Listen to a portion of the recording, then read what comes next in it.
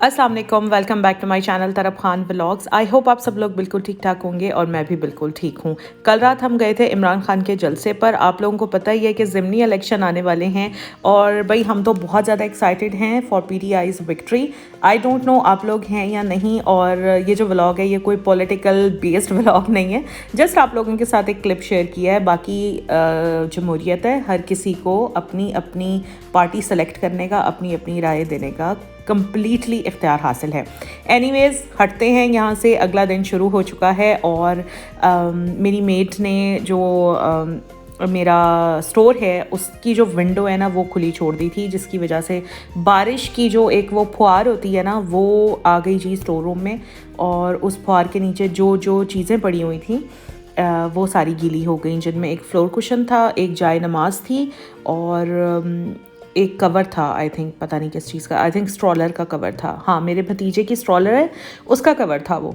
तो बस यहाँ मैं टेरेस पर आई हुई थी और बारिश 3 दिन लगातार हुई। उससे पहले भी ऑफ एंड ऑन होती रही लाहौर के किसी किसी एरिया में, उनमें से हमारा एरिया भी एक था।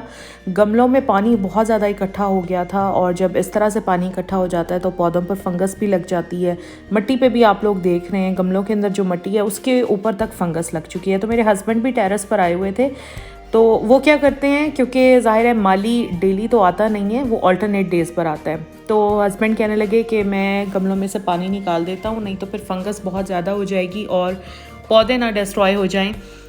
यहाँ पर मेरी जो सफाई वाली हेल्पर है, इसका नाम समिया है, तो इसने वो चीज़ें सारी जो गीली थी वो यहाँ धूप में रखती हैं। फ्लोर कुशन तो मैंने अब मुकद्दस को कहा है कि तुम ही ले जाना, यूज़ कर लेना अपने घर। और यहाँ पर 2 वाइपर्स थे टेरेस के, वो टूट गए थे, समिया उन्हें उठाकर नीचे ले गई है। जो भी चीज़ घर में टूटती है या रद्दी होती है या बोतलें खाली होती हैं वो सारी मुकद्दस रख लेती है, क्योंकि फिर वो सेल कर देती है, जो उसको पैसे मिलते हैं वो अपनी कोई ना कोई चीज़ ले लेती है। यहाँ पर मैं आपको दिखा रही हूँ एलोवेरा प्लांट, और ये बेबी एलोवेरा लिया था मेरे हस्बैंड ने, और अब माशाल्लाह ये मैच्योर हो चुका है। इतने मोटे मोटे इसके लीव्स हो चुके हैं ना, और माशाल्लाह बहुत थिक एलोवेरा। पत्ता पकड़ती हूँ तो पता चलता है कि भाई फुल ऑफ एलोवेरा जेल है। आज हमारे घर में बन रही हैं भिंडियाँ, और जो पुराने मेरे देखने वाले हैं उनको पता है कि भिंडियाँ हमेशा मुकद्दस बनाती है, क्योंकि मुझसे अच्छी भिंडियाँ नहीं बनती भाई, पता नहीं क्या बात है। वो भिंडियाँ बहुत मज़े की बनाती है। तो जिस दिन भिंडी बननी होती है वो खुद ही काटती है, खुद ही बनाती है। साथ में मैं बनाऊँगी बीफ अपने हस्बैंड के लिए। बीफ मैं बनाऊँगी ब्लैक पेपर में, क्योंकि उनको वही वाला पसंद आता है। अच्छा, भिंडी बनाते हुए जो असल मेहनत होती है ना वो इसको वॉश करने पर, इसको सुखाने पर और इसको काटने पर होती है। बाकी पकाना कोई मुश्किल नहीं है, भिंडी फ़ौरन पक जाती है, हार्डली कोई 15-20 मिनट के अंदर भिंडी तैयार हो जाती है। सेम चाइनीज़ डिशेस का भी यही हाल है। चाइनीज़ बनाना बड़ा ही आसान होता है, लेकिन चाइनीज़ डिशेस के लिए जो कटिंग करनी पड़ती है ना, वो बड़ी अजाब होती है। यकीन करें, समटाइम्स मैंने चाइनीज़ बनाना होता है तो आधे से ज़्यादा दिन जो होता है ना वो कटिंग पर लग जाता है, और जब बनाने खड़े हो तो लगता है ये क्या 5 मिनट के अंदर अंदर चाइनीज़ डिश बन गई है। बहरहाल चाइनीज़ मुझे बहुत ज़्यादा पसंद है।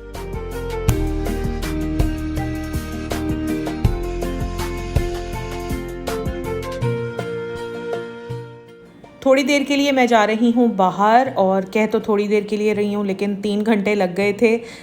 वहाँ से मैंने ये कुछ चीज़ें ली हैं। असल में मैंने अपने बेटे के रूम के लिए कुछ पेंटिंग्स ली हैं। पेंटिंग्स कह लें, वैसे तो ये कोटेशंस लिखी हुई हैं। बच्चों के रूम्स में आपने देखा होगा सिंगर्स की तस्वीरें लगी हुई होती हैं या क्रिकेटर्स की लगी हुई होती हैं, तो मैंने सोचा कुछ कोटेशंस भी होनी चाहिए, क्योंकि बच्चों की नज़रें डेली इन कोटेशंस पर पड़ती हैं तो बच्चे सीखने की कोशिश ज़रूर करते हैं। तो इसीलिए मैं ये कोटेशंस लेकर आई थी ताकि मैं अपने बेटे के रूम में ये लगा सकूं। अभी तो लाई हूँ, अभी पैकेट्स में पैक है, इंशाल्लाह टाइम मिलेगा, क्योंकि ड्रिल करना पड़ता है पहले तो, और वो मैंने तो करना नहीं है, वो या तो मेरे हस्बैंड करेंगे या फिर वो किसी बंदे को बुलाएंगे, वो ड्रिल करेगा और फिर ये वहाँ पर फिक्स होंगी। साथ के साथ कुछ और चीज़ें भी मैंने ली हैं, जैसे आजकल आपको पता ही है कि काफ़ी ज़्यादा ये इन हुई हुई हैं वॉल हैंगिंग्स, जिनमें किचन रूल्स हैं, वॉशरूम रूल्स हैं, हाउस रूल्स हैं। तो ये मुझे बड़ी ही अट्रैक्टिव, बहुत ही अच्छी लगती हैं। वैसे किचन रूल्स मैंने पहले भी लिए थे, लेकिन ये वॉल हैंगिंग किचन रूल की जो मैंने पहले किचन में लगाई हुई थी ना वो गिरकर टूट गई थी, तो इसलिए अब मैं नई लेकर आई हूँ। यहाँ पर ये जो वॉल हैंगिंग है दूसरी वाली जो आप देख रहे हैं, असल में मुकद्दस पढ़ी लिखी नहीं है तो इसको पता ही नहीं है कि सीधी कैसे है और उल्टी कैसे है। तो ये वाली जो वॉल हैंगिंग है ये भी मैं अपने बेटे के रूम के लिए लाई हूँ, ये मैंने वहाँ लगानी है। साथ में एक और लाई हूँ जो कि हाउस के हवाले से है, वो भी अभी मैं आपको दिखाती हूँ।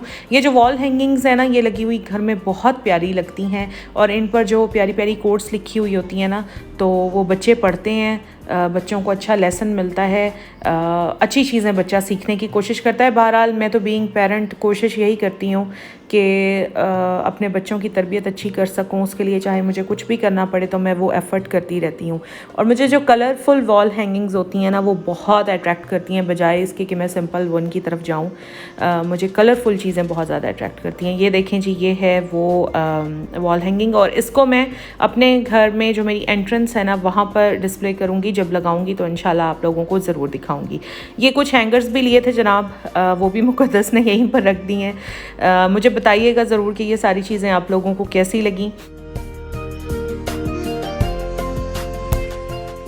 मैं ऑयल हमेशा डालडा कुकिंग ऑयल यूज़ करती हूँ, और बॉटल मैंने कभी भी नहीं ली, मैं हमेशा पाउच लेती हूँ। उसके कुछ रीज़न्स हैं, आप सबको पता ही होगा, मेरा ख्याल है मुझे यहाँ मेंशन करने की ज़रूरत नहीं है।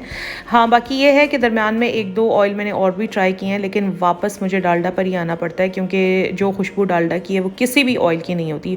बस बंदा होता है ना कि एक चीज़ का आदी हो जाता है, तो हम भी यूज़ हो चुके हैं डालडा कुकिंग ऑयल के, और फिर सेफ़ भी है, अच्छा भी है, हर तरह से ठीक है, तसल्ली होती है। अब यहाँ पर मैं मुक़द्दस को मिर्चें, नमक और हल्दी वगैरह डालकर दे रही हूँ, क्योंकि मुक़द्दस भिंडी बना तो लेती है, लेकिन उसको ना मसाले कितने डालने हैं ये नहीं पता चलता, तो ये मैं डाल देती हूँ, बाकी पका वो खुद लेगी।